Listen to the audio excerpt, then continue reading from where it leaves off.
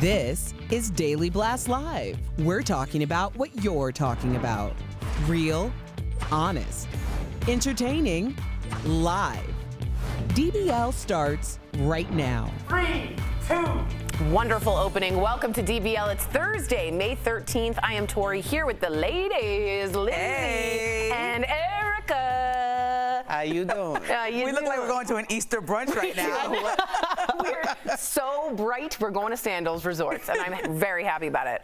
All right, we are getting into the news. Follow us along on Facebook and YouTube and comment along. Not sure if you all heard about this, but Ohio's governor has announced a very controversial new way to encourage people to get vaccinated. You ready for this? It's $1 million lottery for anybody who gets the shot. That's what the governor said. Let's take a listen.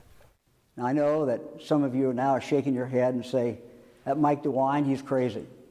This $1 million drawing idea of yours is a waste of money. But truly, the real waste at this point in the pandemic, when the vaccine is readily available to anyone who wants it, the real waste is a life that is lost now to COVID-19. Wow, some big words there. As you can imagine, a lot of people aren't too pleased with this idea, especially because the money comes from the COVID relief funds. And people are saying this money could be better spent on small businesses that are hurting others, like the plan saying that the money incentive will help get more people vaccinated. So, of course, when we have a very complicated topic, we go to the people we don't pay. DBL Nation, we want to hear from you. Do you think this is a good idea? Go ahead to dblvote.com to weigh in. Erica, yay, nay? I can understand why people are frustrated, especially if you are in the local economy as a small business owner and you haven't had your needs met. I think at this point, by trying to bribe people, it might be a fool's errand simply because people have really made up their minds. I want to make sure that everyone who wants the vaccine has access to the vaccine.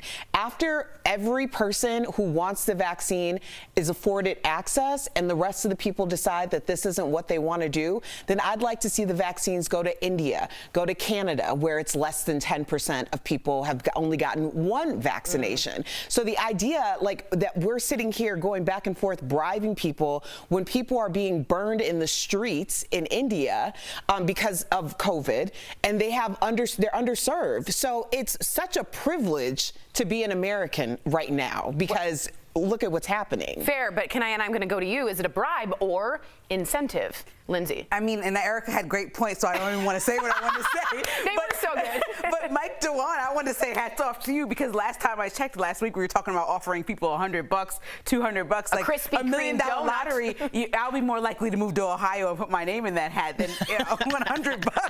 I mean, I don't know. I think that people are really scared to get it, but I think people are going to get it. I think the line is going to be drawn when you say you can't get on a plane or a train and people need to move around. I think that's going to be when a lot of people are going to get it. But I mean, $1 million lottery for 5 weeks starting May 26th ain't that bad either. Let me tell you my thoughts. What is it? 1 million. I'm not even looking at the DBL Nation yet, so I might go against you. A brilliant, brilliant idea. I think it sparks, lighter fluid and makes an explosion. I think Americans love the lottery. They love the chance of maybe getting it. This ignites and enthuses the base that may not be ready. They're on the fence. So let me take a look. Am I way off? Is a lottery for the vaccination a good idea? Yes, 44%. No, 56%. So, wow. A lot of us don't know anyone that's ever won the lottery, but we all know people that have played, and it's crazy. So I think everybody would put in Ohio would be like, let me just try this out. It's the lightning strike theory that you always hear about lightning strikes, but it's not likely to happen, but you're always fearful. You're always thinking, I can win the lottery. Well, my dad won a scratch off before. Hey, way to go. About $500. Nice, nice. I won 20 on my scratchy last week, and I was very Everyone excited. deserves a round for that. Yes. That's good. All right. Now, should you be held accountable for actions you took as a 12-year-old? You guys are already writing in about this story, and we're going to really look at the layers here. What if those actions happened only 4 years ago? That's what a lot of people are asking after 16-year-old American Idol contestant Caleb Kennedy, you see him here, was forced to withdraw from the competition. It all came down to a video that resurfaced of Caleb when he was 12 years old. A warning to our viewers, the video is disturbing. Now, it shows Caleb with a friend in what appears to be a KKK hood. Now, we think the bow is added later, and I want to make that clear. Now, Caleb's mother said the two boys had just watched a horror movie, The Strangers Pray at Night, and they were trying to recreate one of the characters who you do see here on the right. Caleb released an apology about the video, saying in part, quote, I was younger and I did not think about the actions, but that's not an excuse. It's not really clear if Caleb left or if ABC kicked him off the show, but the question is, should he be held accountable for a video when he was just 12? And on the other side, if you're at ABC, can you have a contestant with a video like this from their past? Lindsay? So I don't want to be a hypocrite because we talked about Alex Hammond, the girl who got offered the Teen Vogue job, and then with her anti-Semitic comments, and then lost her job. And I was like, she was young. We need to have some room for forgiving people. So this is a 12-year-old we're talking about. I think it's up to his parents to say when they have that costume on, what are you doing? Like, that's not okay. And then explain why that's okay. That's the role of parenting. And so I think kicking him off the show, that's a whole other layer because you see what NBC just did with the Golden Globes. There's a no tolerance policy in networks right now. Right. And so if ABC did decide to make the decision to let this kid go, I understand that as well. But I think it's up to the parents now and him to let this be a teachable moment because 12 is really young. Even Alex was a bit older with her statements on Twitter that I think were horrendous. But you're the ABC executive right now and you have to make the decision. Do you kick Caleb off or not? Yeah, I would kick him off. Erica. I don't think that the network had a choice. You see what happened with The Bachelor. I mean, if you think about it, it was always my theory that the reason why Chris Harrison went in so hard to defend Rachel What's-Her-Face was because she was the winner. That was a month before it was ever announced. It just overall puts a really bad brush on everything. But also, like, I feel so lucky not to have been a part of the digital era growing up. I know. Because God only knows what you do when you're like 12 years old. And I mean, I'm not excusing what he did at all, but this is just a lesson that he's going to have to take with him, because that's the way it rolls, and a lot of other kids are going to learn from this too. Yeah, to me it's again, the zero tolerance policy is what it is. You can't just keep that. And again, teach your kids what that means. Those symbols, if you are a black 12-year-old, that means something really special and meaningful to you that might mean a lot more than you not knowing about it. So, and how will we look all praising him if he won American Idol? It's called American Idol, right? Yeah. And then we praise the guy that was next to the kid with the alleged KKK hood. It doesn't make sense. That's a great point. All right, well, coming up on DBL, we're catching up with actor Leslie Jordan. He's very shy. He's sharing memories from high school, I'm kidding, and telling us all about his hilarious new book and the top things men think are sexy but should never do, according to women. And it's all women. That's next. Closed captioning provided by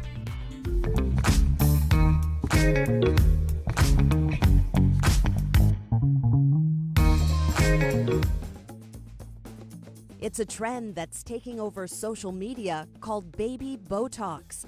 The idea is to soften the movement of facial muscles and prevent the appearance of lines down the road. According to the Washington Post, people ages 20 to 39 were responsible for about 20% of all Botox procedures in 2019. The majority of patients are women, but dermatologists report more and more men are jumping on the anti-aging bandwagon. Preventative Botox isn't the same as erasing wrinkles. Instead, small amounts of the toxin are used on targeted muscles to temporarily weaken them. Also, fewer treatments are needed than with the traditional procedure. If done correctly, that means you'll still have natural facial movement. It just stops you from tensing those muscles too hard. So, what do doctors want you to know? First, there isn't a lot of research on the long-term effects of baby Botox, but prolonged use could have consequences. Also, since this is preventative, patients will need to continue getting injections, and that could be costly. Plus, since things can go wrong if the procedure isn't done properly, you have to do your research when finding a provider. And remember, there is no such thing as staying young forever. That's connecting the dots.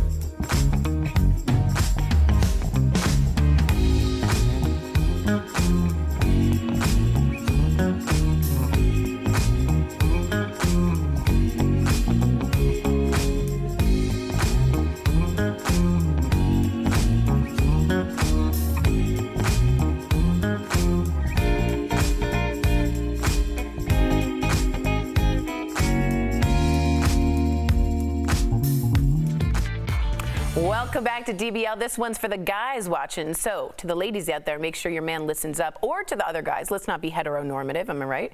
There's a new survey edition on the male traits, but what women hate, but what men think they'll find attractive. We have the list. Are you all ready? Okay. We have a lot of gentlemen in the audience, or a few. There's a couple. Here we go.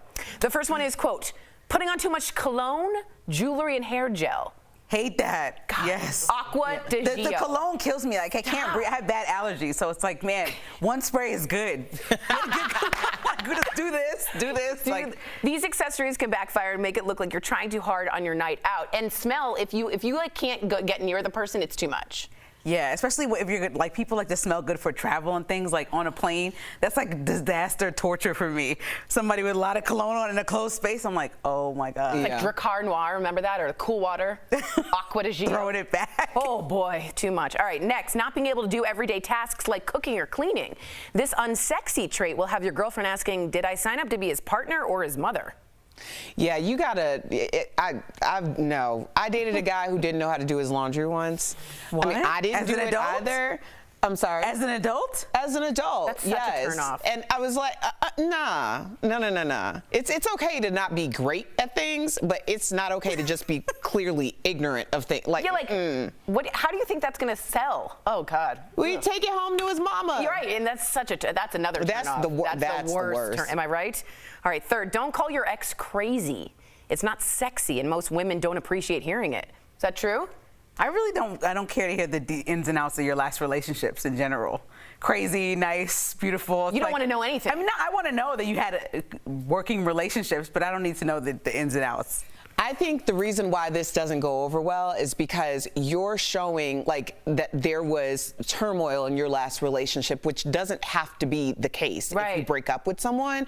But you're also wondering, to me, when someone starts going on and on about their ex, I'm like, well, what part did you play in it? Because it Right. seems as though you are, That's true. you're grooming me to make sure that whatever she wasn't great with you at, I'm better, even if that's not in my nature to be that way. So Interesting. I always pay attention to the way someone talks about their ex. I also don't like that they can talk so freely poorly about someone. And my mom always said, check with the waiter, the way they speak to the waiter, because that's the way they'll speak to you in 6 months. That's a good. And I'm like, good ooh, tip. that's real good. And finally, don't ever send unsolicited nude pics Lord, to your no. door. I don't know one Please. girl or woman that Please. wanted. No. ever We don't wanted want that. it. No. We don't want I don't know it. one. Unless, of course, she or he asks for it, of course. I wish a guy was on here to argue differently, because I would be going off. It's not something we want No. at all. No, no. Nope. Y'all, just stop. And now, at least on social media, say blurred image, Yes. so you can just be like, delete. True. Because I was still I getting don't want to them up see him. until. Oh, all the time.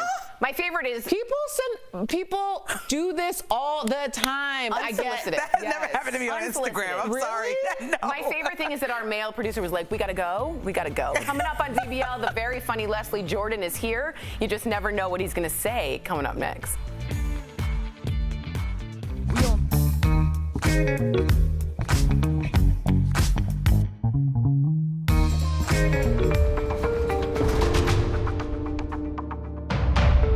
Joe, welcome to DBL. I'm going to start off with this question for you. The killer, the actual killer in your case, has never been brought to justice. And you've said that this murder will always be a cold case. I want to know from you why you think that. Well, there's actually two murderers in this case.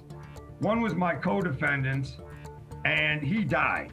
80% of the evidence that freed me was in 3 places: the prosecutor's file, the police file, and the coroner's file, and it was there all along.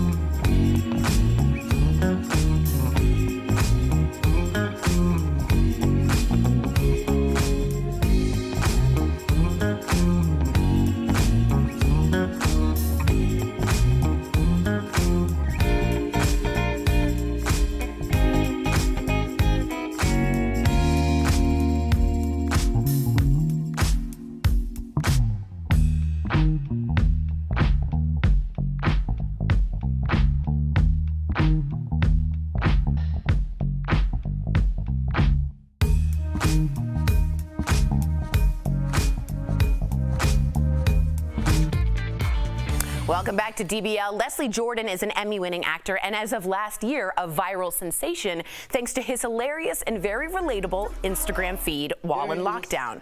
Earlier, he stopped by DBL to tell us about his new book, How Y'all Doing? Now, right before this interview started, my co-hosts were talking about their high school years, and we pick up with Leslie telling us about his. Check it out. Love you. And in fact, before we get to your book and questions and getting to know you, we want to know what you were like in high school. And we actually have a photo of you in high school, too. So first, let's look at, there's Leslie in high school. Nice. Or college. Oh, my gosh. So what are you thinking? That hairstyle's in style now. Yeah, it's like the Bieber. But you know what's sad? I was nice looking and I didn't know it. Aww. I just didn't have a lot of self-esteem. It was funny to be this 66-year-old man just perfectly happy with who he is and what he is. But it was a long time getting there. Amen. And in high school, I didn't have it. You know, I carried a secret. I know that you won't believe this, but I'm homosexual. Yay! Yes. It was my cross to bear. But you know, when you have a secret like that, I learned really, really early to be funny. I learned to be funny to keep the bullies at bay. And that, you know, that worked. And then as you grow older, you realize you can really use it to not only keep the bullies at bay, but I can use it to get people to really, really like me. I didn't end up with the group I thought I was going to end up. I thought I was going to end up behind the boiler, smoking cigarettes and stuff, you know, smoking dope. But I didn't end up There's back still there. time, Leslie. Leslie, we appreciate you, and I know so many people watching can relate to that, so thank you for sharing that. And before we get into your book, we've been asking our guests how they spent 2020, but we already know from your Instagram, so exactly 1 year ago, you posted a video showing what you were up to. I want our viewers to take a look. Oh, brother, how stupid do I feel?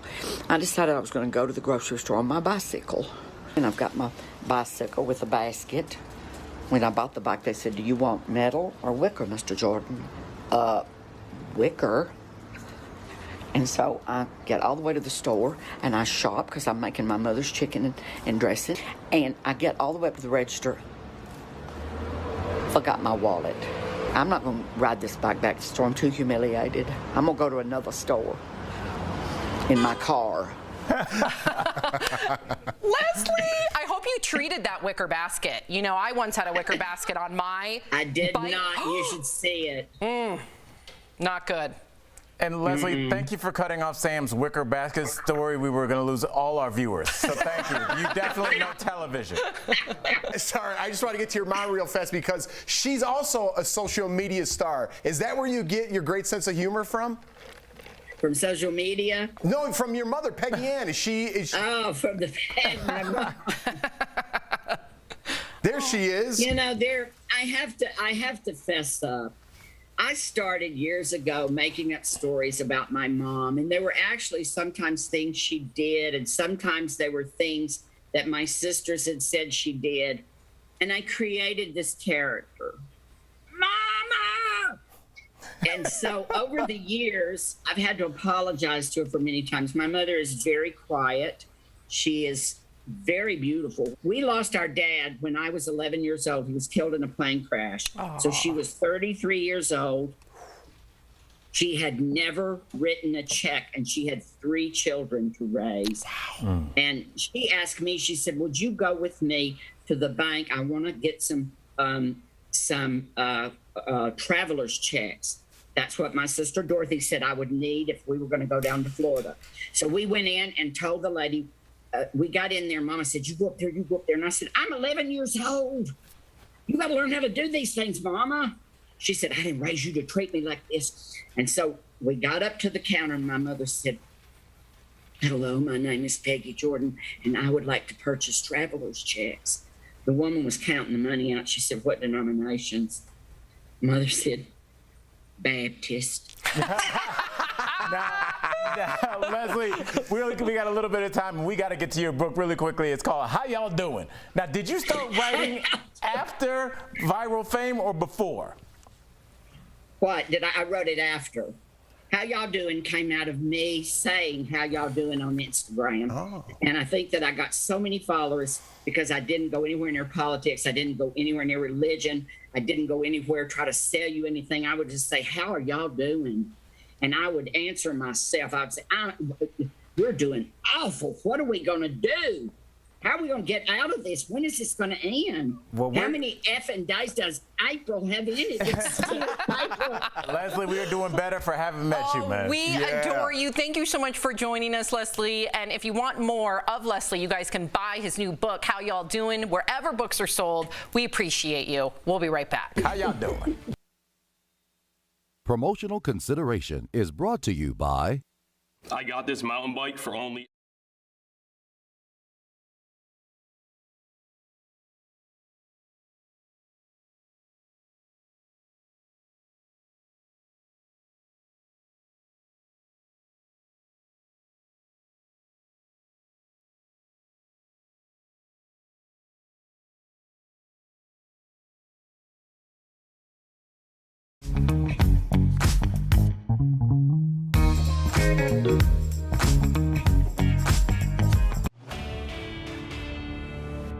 Verify exists to clear up misinformation and answer your questions, big and small, about the coronavirus pandemic. One viewer named Carol asked us, quote, what metrics will determine when the pandemic is over? Is there a data target of sorts? So let's verify. What does it mean for a pandemic to end? Pandemics don't end in a bang, but in a whimper. That's our first source, Dr. Stephen Kissler with the Harvard T.H. Chan School of Public Health. And one way that the pandemic could end is simply that there's no more COVID. SARS-CoV-2 just stops spreading.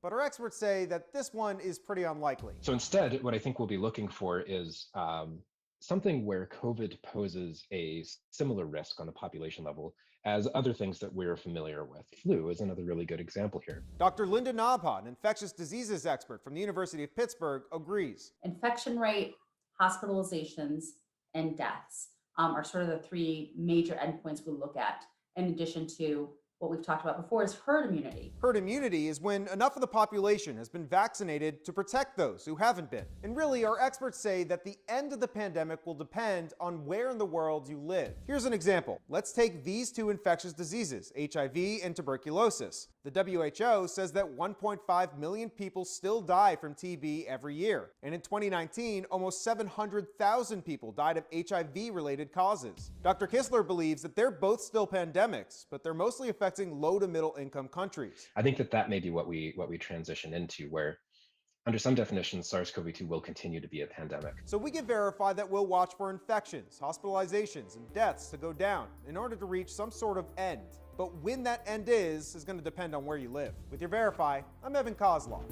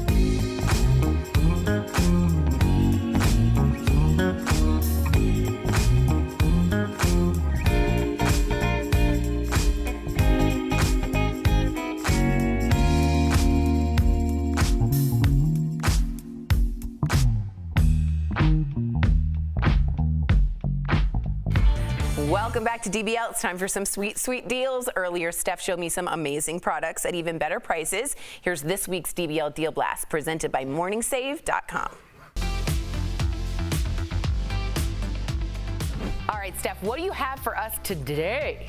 Hey Tori, I'm here with some great products and deals for you guys. So first up, we've got something that will take your phone's on-camera experience to the next level. It is the Vivitar 12-inch selfie ring light with stands. Ooh. Check this out.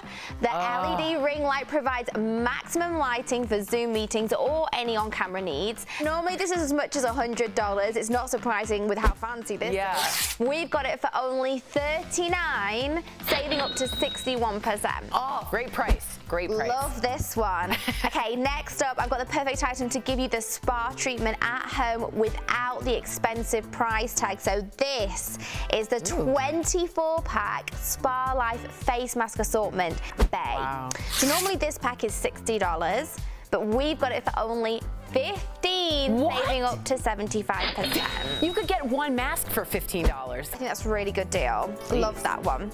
Next up, I've got something that will add style and elegance to your bedroom. It's the Marquis by Waterford Charmeuse Sateen Sheet Set. So this deal is available in queen or king and includes one flat sheet, one fitted sheet, 2 pillowcases, and it's silky soft to the touch. It's satin, so it'll keep your hair and skin smooth while you're asleep. So normally it's as much as $70 to $80. Now we've got it for only $29 to $39, saving on size, so it depends which one you want, and it's saving up to 59%. Lastly, Tori, if you're like me, if you love music while you're out and about on the go, well, this Adoro Amplify metallic wireless stereo Bluetooth headphones do just that. So normally these are as much as $50, but we've got them only for $15. What? Saving up to 70%. I think you're kidding me. Beautiful. I love this color combination here too. Very, very minimalist. I love that. All right, guys, head on over to morningsave.com to snag these amazing deals at seriously the lowest prices. You can even visit morningsave.com right on your smartphone. Thank you so much, Steph. We got some great comments, and it's a lot about Caleb Kennedy from American Idol. You guys were fired up. Josh said, canceling Caleb Kennedy is cancel culture run amok. A lot of you wrote that in because he's 12. But Shelly wrote, where were the parents, like you had brought up? My 12-year-old would never be around anyone wearing anything that looked like a KKK hood. And I have to bring that up. That was a legit KKK hood. Where do you have that just around the house? Right. I mean, let's not ignore that that's just like a prop that I didn't have in my house growing up for make-believe. Right. So, or like if it's your sheets and you own the house, those are my sheets you're cutting up. There you go. Let's have a different conversation. There you go. We're new every day. We'll see you tomorrow. Bye, guys.